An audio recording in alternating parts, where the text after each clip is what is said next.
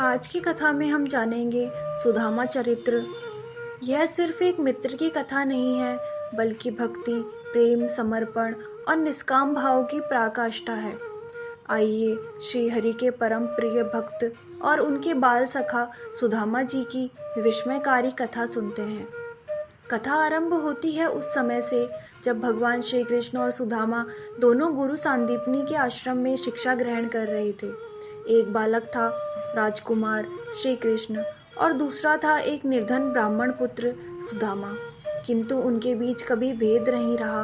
वे साथ बैठते, साथ पढ़ते, साथ खेलते और एक दूसरे के दुख सुख में सहभागी होते। एक दिन उनके गुरु माता पिता ने दोनों को लकड़ियां लाने भेजा। वन में वर्षा होने लगी, दोनों भीग गए, भूख से व्याकुल हो गए। सुदामा के पास थोड़े से चिवड़े थे जो उनकी माता ने दिए थे। उन्होंने वह चुपचाप खा लिए, श्री कृष्ण को न देकर छिपा दिए। श्री कृष्ण मुस्कुराए, बोले कुछ नहीं, लेकिन प्रेम में छुपी हर बात प्रभु के हृदय में अंकित हो जाती है। समय बीत गया, श्री कृष्ण बन गए द्वारिका के अधिपति और सुदामा बन गए एक निर्धन किंतु धर्मनिष्ठ ब्राह्मण। घर की स्थिति अत्यंत दयनीय थी। दिनों तक अन्न न मिलता, बच्चे भूखे सोते। तब उनकी पत्नी सुशीला ने कहा, आप श्री कृष्ण के बाल सखा हैं, उनसे सहायता क्यों नहीं मांगते? सुदामा बोले, मुझे सहायता नहीं चाहिए, पर यदि श्री कृष्ण का दर्शन हो जाए तो जीवन सफल हो जाएगा। पत्नी ने बहुत कठिनाई से कुछ चिवड़े बांध दिए। यह मित्र को भेंट दे दीजिएगा।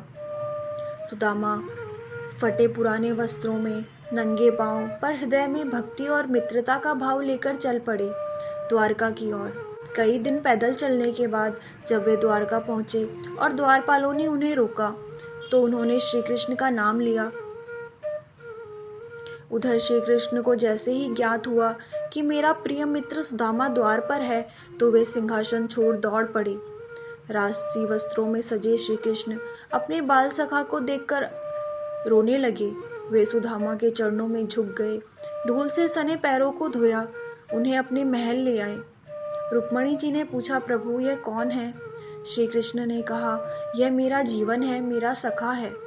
राजा वह नहीं जो सिंहासन पर हो, राजा वह है जिसके हृदय में मित्रता हो। सुदामा लज्जित थे, हाथ में बंधी चिवड़े की पोटली छिपा रहे थे, पर श्री कृष्ण ने मुस्कुराकर उसे लिया। क्या लाए हो मित्र, मेरे लिए? श्री कृष्ण ने वह चिवड़ा लिया और बड़े प्रेम से खाया। पहला कोर खाते ही सुदामा के घर में सोने का महल, रत्नों से जड़ी दीवारें, वैभव की वर्षा। दूसरा कोर खाते ही संपूर्ण कुटुंब सुखी समृद्ध, पर स्वयं सुदामा इस बात से अनभिज्ञ थे। श्री कृष्ण ने तीसरा कोर खाने ही वाले थे, तभी रुक्मणी जी ने उन्हें रोक लिया। अब और नहीं प्रभु, उन्हें इतना मिल चुका है जितना संसार के राजाओं को भी न मिले। सुदामा जब महल से विदा हुए, उनकी आंखों में न तो प्रेम की पूर्ति थी, न कोई मांग। वे बोले, मैं मांगने नहीं आया था, बस तुम्हारा दर्शन चाहिए था। जब वे अपने गांव लौटे तो देखा उनका टूटा फूटा घर अब सुंदर महल बन चुका है। पत्नी रेशमी वस्त्रों में, बच्चे आनंदित हैं। लेकिन सबसे मूल्यवान संपत्ति क्या थी? श्री कृष्ण का प्रेम और उनकी मित्रता। सुदामा चरित्र हमें सिखाता है, प्रेम सच्चा हो तो वह बिना बोले ही सुन लिया जाता है। भक्ति में मांगा नहीं जाता, समर्पित किया जाता है। मित्रता का मूल्य धन से नहीं, हृदय से आंका जाता है। कल की कथा में हम जानेंगे उद्धव जी का गोकुल आगमन और गोपियों का श्री कृष्ण विरह। जय श्री कृष्ण।